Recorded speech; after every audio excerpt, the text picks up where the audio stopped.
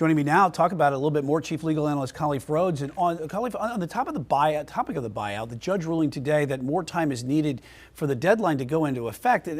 Describe what that means. Is he just trying to put things on hold to flush things out, or what's the legalities out of this? 100% procedural. And Brian, before I even jump into that, I'm wearing multiple hats, and you know I've worn multiple hats. I'm a former union organizer, and so this doesn't really pass the smell test to me at all. But the judge, in terms of the legal portion, the judge said he took no opinion on the actual matter. This is to give attorneys an opportunity to submit briefs. Judges are normally going to make their determination off your written brief. What is your argument? What are you attempting to tell the court? Why should I rule in your favor?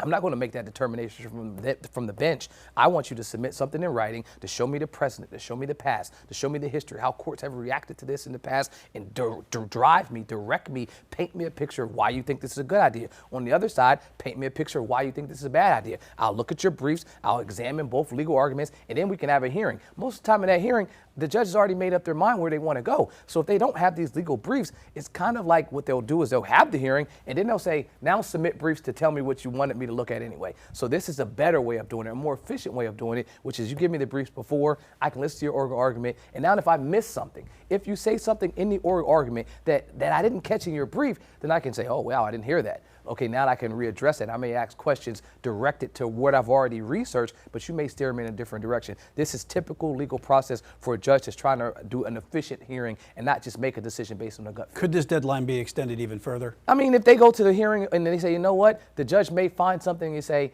okay, I didn't anticipate that argument. Sometimes we have a motion for summary disposition. That's a case that the one party's asking for a judge to dismiss it. My judge would go in there, have already looked at the briefs, and have his mind set on going this direction. And then arguments will come out, and an attorney may make an argument, and he say, well, you know what? I didn't think about that.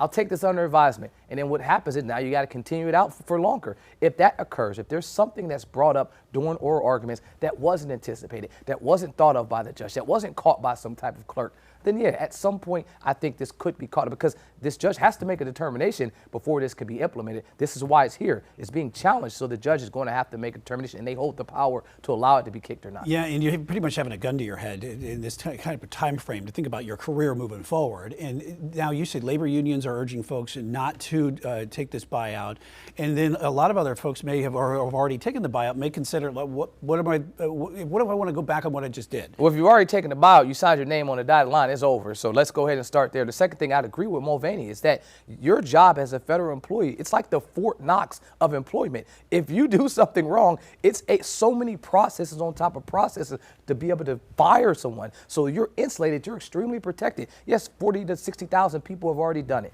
The Trump administration is saying they're looking for between 5 to 10% of the workforce to go ahead and take this buyout. This is a reduction in workforce where they're believing that if we remove these higher paid employees, we can bring younger folks in here to do the job. The problem is you lose folks with efficiency. So down the road, to your point, as I end that gun to your head point, I think that's what the judge will take issue with, is that this is really not a buyout. You're forcing these people out. So they really don't have a choice. Either you leave or I'm pushing you out the door.